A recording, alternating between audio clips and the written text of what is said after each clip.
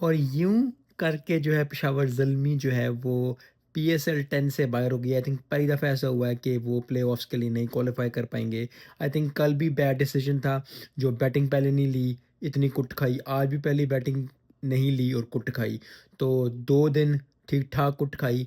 कभी-कभी हो जाता है ऐसे, लेकिन ओवरऑल जब आप एक टीम को बहुत पसंद करते हो और आप बहुत ज़्यादा अच्छा करते हो और बहुत ज़्यादा आप चाहते हो कि टीम अच्छा करे, प्लेयर्स अच्छा करें, वो जो प्लेयर्स खेल रहे हैं वो अच्छा करें, तो बड़ा दुःख होता है।